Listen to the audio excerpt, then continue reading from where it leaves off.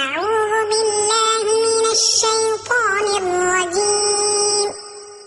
بسم الله الرحمن الرحيم. ألف لام ميم. ذلك الكتاب لا ريب فيه هدى للمتقين الذين يؤمنون بالغيب ويقيمون الصلاة ومما رزقناهم ينفقون والذين يؤمنون بما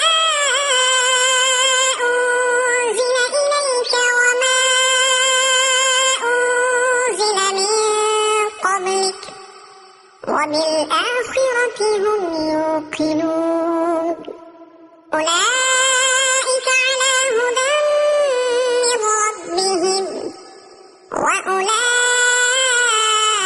هم المفلحون.